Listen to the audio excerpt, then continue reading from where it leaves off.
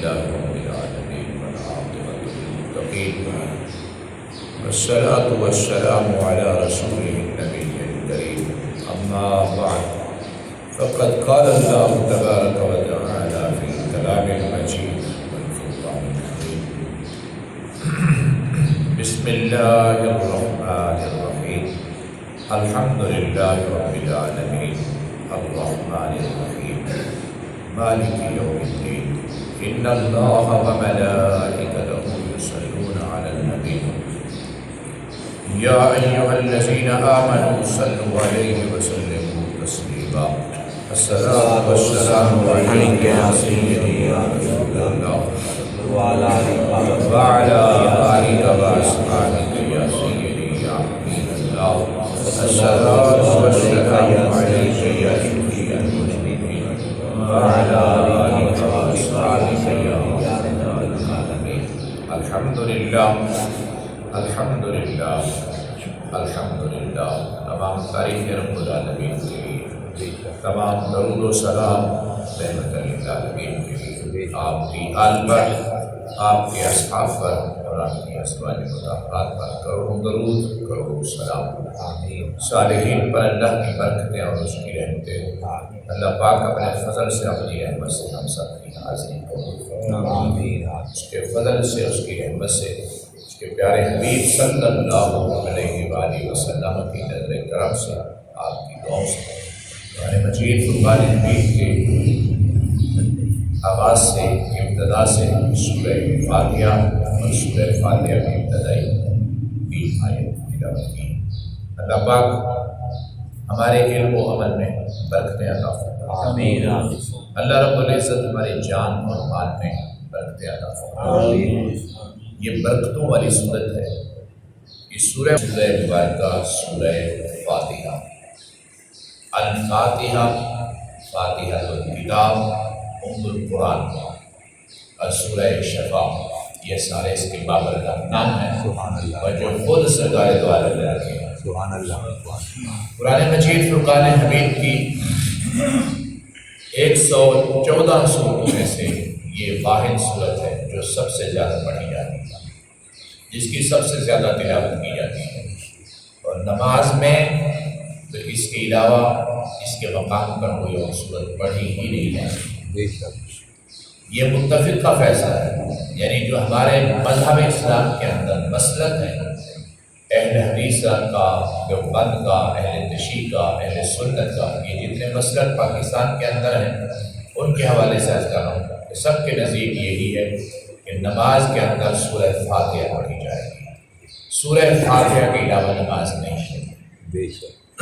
اس سے بڑی صورت بھی اس کے مقام قائم مقام پڑھ دی جائے تو نہیں ہوگی۔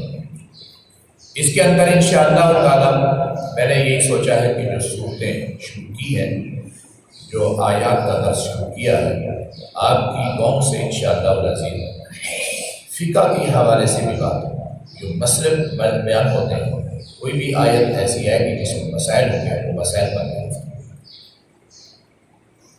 حضور قرآن کریم کی یہ سورہ مبارکہ سورہ فاتحہ، یہ مکی صورت بھی ہے، مدنی صورت بھی ہے۔ یہ سورہ مبارکہ 2 مرتبہ نازل ہوئی ہے، مکہ پاک کے اندر بھی نازل ہوئی ہے، پھر دوبارہ مدینہ طیبہ کے اندر بھی نازل ہوئی۔ اس کی شان کا ایک منفرد انداز یہ بھی ہے، اور ویسے یہ نزول کے اعتبار سے اس کا 5 نمبر ہے۔ سورہ فاتحہ کا 5 نمبر نازل، یعنی 5ویں سورہ مبارکہ ہے نازل ہونے والی۔ اس سورہ مبارکہ کے اندر 7 آیتیں ہیں، اور یہ کمال کی بات ہے کہ اس سورہ مبارکہ کی ان 7 آیتوں کا ثبوت بھی قرآن کریم سے ہے۔ کمال نہیں، اس سورہ مبارکہ کی 7 آیتوں کا ثبوت قرآن پاک سے ہے۔ اللہ رب العزت نے ارشاد فرمایا کہ وَلَقَدْ آتَيْنَاكَ سَبْعًا مِنَ الْمَثَانِي وَالْقُرْآنَ الْعَظِيمَ، ہم نے آپ کو 7 آیتوں والی سورہ مبارکہ قرآن عظیم میں عطا فرمائی ہے جو بار بار دہرائی جاتی ہے، وہ یہ سورہ فاتحہ ہے۔ سورہ فاتحہ کی بے شمار خوبیوں میں سے ایک خوبی یہ ہے کہ سورہ مبارکہ کی پہلی آیت بسم اللہ الرحمن الرحیم، اس میں اللہ تبارک و تعالیٰ کے 3 نام اللہ، رحمان اور رحیم، اور پھر ابتدائی آیت الحمدللہ رب العالمین، اس میں بھی اللہ تبارک و تعالیٰ کے دو نام ہیں، اللہ رب۔ پھر دوسری آیت ہے رحمان اور رحیم، اس میں بھی دو نام ہیں اس کے، یعنی ان تین آیتوں کے اندر مسلسل اس کے 5 نام بیان ہوئے ہیں۔ آپ خود اندازہ فرمائیں، یہ سورہ مبارکہ کا آغاز ہی اس کے بابرکت ناموں سے ہو رہا ہے، اس سورت کی فضیلت کیا ہو۔ بس فضیلت کی آخری بات سنا کر پھر اس کا انشاءاللہ العزیز ترجمہ ہوگا۔ آخری اس کی فضیلت کی بات یہ ہے کہ سرکار نے ارشاد فرمایا، آپ نے فرمایا سورہ فاتحہ جیسی کوئی سورت نہ تورات میں نازل ہوئی، نہ انجیل میں نازل ہوئی، نہ زبور میں نازل ہوئی۔ یعنی وہ آسمانی کتابیں تھیں، بڑی کتابیں تھیں، تورات، انجیل، زبور بڑی کتابیں تھیں، لیکن سورہ فاتحہ جیسی کوئی سورت ان کے اندر نازل نہیں ہوئی۔ یہ صرف اور صرف میری ذات پر اللہ کریم نے سورہ فاتحہ کو نازل فرمایا۔ بسم اللہ الرحمن الرحیم، اللہ کے نام سے شروع کرتا ہوں جو نہایت ہی مہربان، ہمیشہ رحم فرمانے والا ہے۔ الحمدللہ، تمام تعریفیں اللہ کے لیے، رب العالمین، جو تمام جہان کا پالنے والا ہے۔ الرحمن الرحیم، جو نہایت ہی مہربان، ہمیشہ رحم فرمانے والا ہے۔ مالک یوم الدین، جو روز جزا کا بھی مالک ہے۔ انشاءاللہ العزیز ان 3 آیتوں کی تلاوت ہوتی رہے گی، لیکن بات آج ان 3 آیتوں پر ختم نہیں ہوگی، درس ان 3 آیتوں کا مزید ہوگا۔ اللہ رب العزت نے خود اپنی تعریف کی، مفسرین فرماتے ہیں کہ اللہ خود اپنی تعریف کر رہا ہے، اور سب سے اچھی تعریف جو اللہ کی ہے وہ یہی ہے کہ وہ خود اپنی تعریف بیان کر سکتا ہے، اور اس کی تعریف کا کوئی حق ادا کر ہی نہیں سکتا۔ نبی اور رسول اللہ کے بڑے ہی مقرب بندے، بڑی ہی کمال کی ہستیاں تھیں، الفاظ ہی نہیں ہے جو ان کی شایان نشان، الفاظ نہیں ہے کہ بتایا جائے کہ وہ کس درجے پر فائز ہے، یعنی کوئی حد نہیں ہے ان کے کمالات میں۔ لیکن نبی بھی ڈرتے رہے اللہ کی بارگاہ سے، رسول بھی ڈرتے رہے اللہ کی بارگاہ سے۔ نبیوں میں، رسولوں میں سب سے افضل رسول، سب سے افضل نبی ہمارے قریب آقا کی ذات پاک، یہ قرآن پاک سے سب بے شک بے شک، یہ محبت اور عقیدت کا اظہار نہیں ہے قرآن پاک سے، یعنی محبت اور عقیدت بھی یہ حقیقت بات ہے جو میں آج کر رہا ہوں۔ رسول پاک کے متعلق خالق کائنات نے خود ارشاد فرمایا، میں اس کے 2 ترجمے کروں جو آیت میں ابھی پڑھنے لگا۔ سورہ فتح کی ابتدائی آیتوں میں اللہ تبارک و تعالیٰ نے سرکار دو عالم کے تصدق سے سرکار کے غلاموں کو خوشخبری سنائی۔ حدیبیہ کے مقام سے لوٹے کے یہ سورہ مبارکہ سورہ فتح نازل ہونی شروع ہوئی۔ اللہ کریم نے ارشاد فرمایا کہ انا فتحنا لک فتحا مبینا لیغفر لک اللہ ما تقدم من ذنبک وما تأخر، بے شک ہم نے آپ کو فتح عظیم، کلی فتح، بڑی فتح ہم نے آپ کو عطا فرما دی۔ اب حدیبیہ کے بعد صلح حدیبیہ کے بعد جو فتح تھی وہ خیبر کا قلعہ تھا۔ 6 ہجری کے آخر میں صلح حدیبیہ ہے، حدیبیہ سے واپس لوٹے ہیں، 7 ہجری شروع ہو چکا ہے۔ 7 ہجری کے اندر ہی رسول پاک کو حکم ملا، سرکار دو عالم کو اللہ کریم نے فرمایا کہ آپ نے ان اصحاب کو لے جائیں جو حدیبیہ کے مقام پر 1400 صحابہ تھے، ان کو خیبر کے لیے لے جائیں، باقی کسی کو نہ لے جائیں۔ ہاں مگر کوئی ایسا ہو جس کے دل کے اندر پیسے کی یعنی مال غنیمت کی لالچ نہ ہو، صرف آپ کی ذات کے لیے ہم یہ صلہ، ہم یہ جزا، یہ فتح، یہ 1400 کے اس لیے عطا کر رہے ہیں کہ انہوں نے حدیبیہ کے مقام پر کمال مظاہرہ کیا، صبر کیا، ان کا صلہ ہے۔ اللہ کریم نے یہ فتح کی خوشخبری تو سنائی، ساتھ فرمایا لیغفر لک اللہ ما تقدم من ذنبک وما تأخر۔ اے میرے حبیب صلی اللہ علیہ وآلہ وسلم، ایک ترجمہ میں کروں، بتا کے آپ کو کروں، لیغفر لک اللہ ما تقدم، ہم نے آپ کے ذنب یعنی آپ پر مکہ شریف میں جو الزامات لگائے گئے تھے وہ، اور جو مدینہ شریف پر آپ پہ الزامات لگائے گئے ہیں وہ، ہم نے سارے کے سارے معاف فرما دیے۔ ضم کا معنی میں کر رہا ہوں جو الزامات لگائے گئے تھے، مکے میں سرکار پر الزام لگاتے تھے مکے کے لوگ، انہوں نے بھی آپس میں لڑا دیا، بیٹے نے کلمہ پڑھ لیا، باپ نے نہیں پڑھا، تو آپس میں روزانہ گھر میں چولہے پر لڑائی ہوتی ہے، وہ کہتا ہے کہ 360 خدا ہے اور ایک کہتا ہے کہ ایک خدا ہے، جو محمد کہتے ہیں وہی خدا ہے۔ سبحان اللہ، سبحان اللہ۔ یہ الزامات ہم نے وہ بھی ختم کر دی، مدینہ شریف کے اندر لڑائیوں کے، جھگڑے کے اور یعنی جنگوں کے، غزوات کے، وہ بھی ختم کر دیے۔ ایک تفصیل ہوگی اس کی۔ دوسری اس کی تفصیل جو ہے وہ یہ ہے کہ اے میرے محبوب صلی اللہ علیہ وآلہ وسلم، ہم نے آپ کے اگلے اور آپ کے پچھلے، آپ کے اگلے اور آپ کے پچھلے، آپ کے تصدق سے جتنے آپ کے پہلے چاہنے والے تھے، جو ہیں، جو ہوں گے، جو چاہنے والے تھے، جو آپ سے محبت کرتے تھے، جیسے یمن کا شہنشاہ توبہ عمری 1000 سال پہلے مدینہ شریف کے اندر آیا تھا، پہلے مکے میں آیا، پھر مدینے میں آیا، پھر مدینے کے اندر جب پہنچا، یثرب جب اس کو کہا جاتا ہے، مدینے میں جب پہنچا تو اس کو علماء کرام نے جو اس کے ساتھ تھے انہوں نے کہا کہ ہم آگے نہیں جائیں گے، ہم یہاں رہیں گے۔ تو پہلے کہا کیوں؟ انہوں نے کہا کہ اس لیے کہ یہ جو شہر ہے، ہم اپنی کتابوں میں پڑھتے چلے آئے ہیں، یہ جو شہر ہے، اس شہر کے اندر نبی آخر الزمان کی ولادت باسعادت بھی ہوگی، اس شہر میں تشریف لائے گا، رہے گا مکے میں، رہے گا مدینے میں، لیکن اصل میں مدینہ شریف کے اندر ہی ہمیشہ رہے گا۔ مکے میں اس کی ولادت ہوگی، مکے سے ہجرت ہوگی، مکے کے لوگ ان کے ساتھ گستاخی بھی اپنے کریں گے، وہ نبی آخری ہے، اس آخری نبی کا یہ شہر ہے جہاں ہمیشہ کے لیے رہیں گے، تو ہم یہاں رہیں گے۔ اس نے کہا ٹھیک ہے رہو، گھر بنوا کے دی، سہولتیں دی، اور ساتھ اس نے سونے کے پانی سے خط لکھا، اور خط کیا تھا اس کا خلاصہ کرو 2 جملوں میں۔ اس نے کہا کہ میرا سلام ہو اے نبی آخر الزمان، سبحان اللہ۔ میں رہا تو میں آپ کی خدمت میں پہنچوں گا، آپ کی نوکری کروں گا، اگر میں چلا گیا تو میرا سلام بھی قبول فرمائے اور مجھے اپنے غلاموں میں شامل بھی فرمائے۔ 1000 سال کے بعد سرکار تشریف لائی، سرکار دو عالم نے ہجرت فرمائی، مدینہ طیبہ میں آئے۔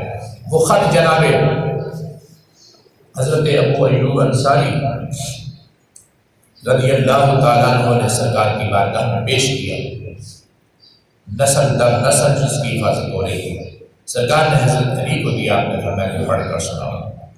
جب سرکار دو عالم کے سامنے وہ خط پڑھا گیا، چند اصحاب موجود تھے، انصار زیادہ تھے، خط پڑھا تو رسول پاک نے اعلان فرمایا، آپ نے فرمایا کہ ہم نے اس کا سلام قبول بھی کر لیا ہے، سبحان اللہ، سبحان اللہ۔ اور ہم اس کا سلام قبول بھی کرتے ہیں، ہم اس کو سلام بھی دیتے ہیں، لیکن آج کے بعد طبا یمن کے بادشاہوں کو، ہر بادشاہ کو برا بھلا نہ کہا کرو، وہ ہم سے محبت کرتا تھا، ہم اس سے محبت کرتے ہیں۔ سنیے اللہ کریم نے فرمایا کہ لِيَغْفِرَ لَكَ اللَّهُ مَا تَقَدَّمَ مِنْ ذَنبِكَ وَمَا تَأَخَّرَ۔ ہم نے جو آپ سے پہلے محبت کرتے تھے، آپ کی ولادت سے پہلے آپ سے محبت کرتے تھے، اور جو آپ کی ولادت کے بعد، نبوت، اعلان نبوت کے بعد، پھر آپ کے وصال کے بعد، پھر قیامت تک جو آپ سے محبت کریں گے، ہم نے آپ کے سبب سے ان سب کے گناہوں کو معاف فرما دیا۔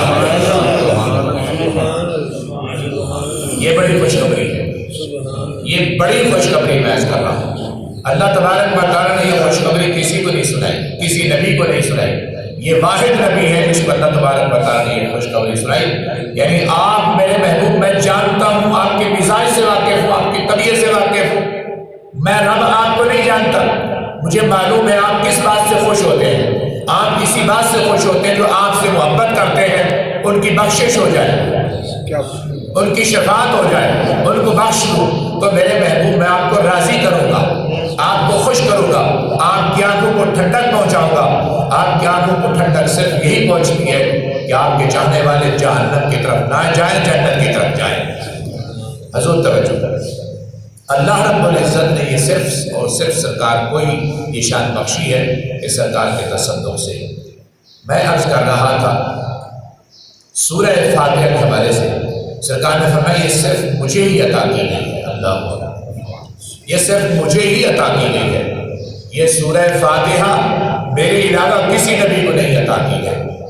ایک روایت کے مطابق اگر یہ سورہ فاتحہ کسی اور نبی کو عطا کی جاتی تو اس نبی کی قوم پر، اس علاقے پر خدا کا قہر و غضب نازل نہ ہوتا۔ یہ سبب ہے سورہ فاتحہ جو خدا کا قہر و غضب روکتی ہے، یہ سبب ہے جو خدا کی بارگاہ میں پہنچاتی ہے۔ اللہ اکبر۔ تعبیر شخصیت ہی چیز سورہ مبارکہ کا ہے۔ سورہ مبارکہ سورہ فاتحہ الحمدللہ، یہ ایک تفسیر کے مطابق دعویٰ ہے۔ تمام تعریفیں اللہ کے لیے جو تمام تعریفوں کا حقدار ہے۔ کیوں؟ وہ اللہ بھی ہے، نام سنی گا، وہ اللہ بھی ہے، وہ رب بھی ہے۔ جو اس میں نام ہے اللہ کا اس کے حوالے سے، وہ اللہ بھی ہے، وہ رب بھی ہے، اور رب ہونے کے ساتھ ساتھ وہ رحمان بھی ہے، رحیم بھی ہے۔ اور رحمان اور رحیم ہونے کے ساتھ وہ مالک بھی ہے۔ اللہ اکبر۔ وہ مالک بھی ہے۔ سنیے اللہ تو ہے، اللہ کو مانتے تھے، اللہ کو مانتے تھے، اللہ ہے۔ خالق بھی مانتے تھے، وہ خالق بھی ہے۔ لیکن اللہ تبارک و تعالیٰ نے کمال کی بات فرمایا کہ یہاں صرف اور صرف میں ہی خالق ہوں، یہاں میں ہی خالق ہوں، میں ہی رب۔ اور سنو، جس دن کسی کی حکومت نہیں رہے گی، کوئی بادشاہ نہیں ہوگا، میں ہی مالک ہوں، سبحان اللہ، سبحان اللہ، میں ہی مالک ہوں، میں ہی رحمان ہوں، میں ہی رحیم ہوں۔ میں اللہ تبارک و تعالیٰ کے ناموں کے حوالے سے درمیان میں نام ہے الحمدللہ۔ اللہ پہلے، رحمان اور رحیم بعد میں، اور مالک اس کے بعد میں، یعنی مالک اور اللہ کے درمیان رحمان اور رحیم ہے۔ مالک، اللہ اکبر۔ اللہ تبارک و تعالیٰ نے ہمیشہ بندوں کو اپنا پیغام سناتے ہوئے ڈرایا نہیں، خوف زدہ نہیں کیا، ان کو مایوس نہیں کیا۔ فرمایا کہ جس دن میں مالک ہوں، جس دن میں مالک ہوں، اور جس دن کا میں مالک تھا، جس دن کا میں مالک رہوں گا، سنو میرے بندو، میری شان ایک یہ بھی ہے کہ میں رحمان بھی ہوں، میں رحیم بھی ہوں، میں سب کے لیے میں اعلان کر رہا ہوں جتنی میری مخلوق ہے، مگر مخاطب انسان ہے۔ اے انسانوں، میں تمہاری بات کر رہا ہوں۔ بادشاہوں کا حضور روب ہوتا تھا، دبدبا ہوتا تھا، خوف ہوتا تھا۔ بندے جب ان کے پاس پہنچتے تھے وہ کانپتے تھے لوگ، حالانکہ ان کو پتہ ہوتا تھا کہ 10 سال پہلے بادشاہ بنا، 20 سال پہلے بنا ہے۔ بعض لوگ بادشاہ ہوتے تھے، ہمیشہ کے لیے بادشاہ ہوتے تھے، مرتے دم تک بادشاہ ہوتے تھے، 30 40 سال تک حکومت رہتی تھی۔ دور کی باتیں نہیں کرتے، ہم قریب کی بات کر لیتے ہیں جو ہم نے اخبارات کے اندر ٹی وی کے ذریعے سے سنا ہے۔ اسی دنیا کے اندر کچھ ایسے ملک ہیں جن کے اندر 30 سال 31 سال لوگوں نے حکومت کی ہے، پھر فوت ہو گیا بندہ فوت ہو گیا، پھر اس کے بعد بادشاہی کا نظام تھا، اس کا بیٹا بیٹھا ہے، پھر اس کے بعد بیٹا بیٹھا ہے، اس طریقے سے سلسلہ چلتا ہے۔ آخر نسلیں ہی ختم ہو جاتی ہیں۔ مغلیہ خاندان کا دور کتنے عرصے تک رہا، آخر ختم ہو گیا نا، کوئی ان کے نسل کا بندہ نہیں ہے۔ اللہ تبارک و تعالیٰ ارشاد فرما رہا ہے کہ جن کے لیے بقا ہی نہیں ہے، جملے پر غور کرنا، جن کے لیے بقا ہی نہیں ہے، جن کے ہاتھ میں سب کچھ نہیں ہے، اس سے تم ڈرتے ہو، اور جس کے پاس سب کچھ موجود ہے، جو ازل سے مالک ہے، جو ابد تک مالک ہے، جب ختم ہو جائے گا تو وہی مالک ہوگا، اس سے نہیں ڈرتے، اس سے تمہیں ڈر نہیں لگتا۔ اور سنو، اگر تمہارے دل کے اندر خوف ہے، ڈر ہے، میں نے ایک جاہلانہ بات سنی ہے، آپ نے بھی سنی ہوگی، وہ یہ ہے کہ جاہلانہ بات میں نے بھی سنی ہے، کئی مرتبہ سنی ہے، آپ نے بھی سنی ہوگی۔ میں نے تو جس بندے سے سنی ہے وہ قریبی بندہ ہے، میں نے اسے کئی مرتبہ سنی بات بھی، برحال میں اس سے بحث نہیں کرتا، کیونکہ جاہل بندے سے بحث کرنا وقت برباد کرنے والی بات ہوتی ہے۔ وہ جہالت بھی اس درجے کی جو میں آپ کو سنانے لگا ہوں کہ ہم جی اللہ کی عبادت نہیں کرتے، ہم روزہ نہیں رکھتے، ہم روزہ نہیں رکھتے، اور ہم اللہ کی بارگاہ میں نماز نہیں پڑھتے، سجدہ نہیں کرتے۔ کیوں بھائی؟ ہم اللہ سے محبت کرتے ہیں، ہم تعظیم کرتے ہیں، ہم اللہ کا احترام کرتے ہیں، اور اس لیے کہ ہمارا ماتھا اس قابل کہاں ہے کہ ہم اس کو سجدہ کریں، یہ دلیل ہے۔ ہم اس لائق کہاں ہے کہ اس کی بارگاہ میں اس کی تسبیح کریں، اس کی نماز پڑھیں، ہم اس لائق کہاں ہیں؟ یہ جہالتی ہے نا، اس کو جہالتی کہا جائے گا۔ تو اللہ تبارک و تعالیٰ نے فرمایا کہ اگر ایسی بات ہے کہ تمہارے دل کے اندر خوف ہے اس بات کا، اور محبت ہے تمہارے دل میں، سنو، تمہارے دل میں محبت ہے، پیار ہے، اور یہ عاجزی ہے کمال کی کہ ہم اللہ کی بارگاہ میں سجدہ کیسے کریں، وہ تو عظیم ہستی ہے، بے ادبی ہو جائے گی۔ تو بتاؤ کہ میرے نبی باادب تھے یا تم باادب ہو؟ میرے نبیوں نے میں نے جمعے کو بھی یہ عرض کیا کہ نبیوں پر جو فرض تھی وہ تو فرض ہی تھی، لیکن ہمارے کریم آقا نے تو نوافل بھی نہیں ترک کیے، یعنی تہجد کے نوافل بھی نہیں چھوڑے۔ فرض تو فرض ہی ہے۔ عرض کرنے کا مقصد یہ ہے کہ اگر تمہارے دلوں کے اندر کوئی خوف ہے تو میں صرف مالک نہیں ہوں، تمہارے دلوں میں کوئی دبدبا ہے، روب ہے، تو میں مالک نہیں ہوں، میں رحمان بھی ہوں، میں رحیم بھی ہوں۔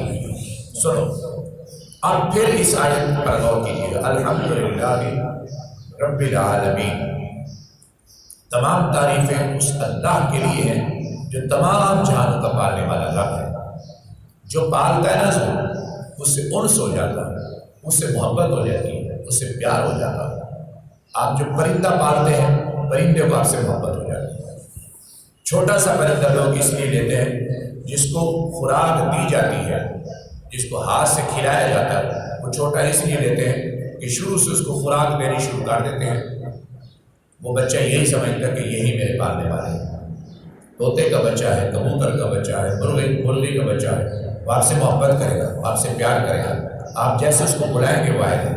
وہ طوطا ہے تو اڑ کے آپ کے بازو پہ بیٹھے گا، تیتر ہے، یہ ساری چیزیں جو پالتے ہیں گھروں کے اندر، حلال پرندے جو پالے جا رہے ہیں، کہ بازو پہ اڑ کے بیٹھ جائے گا۔ میں نے دیکھا، کئی بندوں کو دیکھا ہے، بندے کو میں نے دیکھا کہ وہ حال ہی کے اندر یہی کا ہی، میں نے اس کو دیکھا کہ اس کے کبوتر کے پر نہیں کٹے ہوئے، لیکن وہ جدھر جاتا ہے کبوتر اڑ کے اس کے پاس آ کے بیٹھتا ہے، اس کے کندھے پہ بیٹھتا ہے، اس کے سر پہ بیٹھتا ہے۔ اس نے پالا ہوا ہے نا، اس نے پالا ہے تو وہ اس سے محبت کرتا ہے۔ تو خالق کائنات کیا کمال کا ارشاد فرما رہا ہے جو میں تفسیر عرض کر رہا ہوں۔ اللہ کریم فرماتا ہے جو پالتا ہے اس کو بھی محبت ہوتی ہے، اور جس کو پالا جاتا ہے اس کا بھی حق اور فرض بنتا ہے اس سے محبت کرے جو اس کو پالتا ہے۔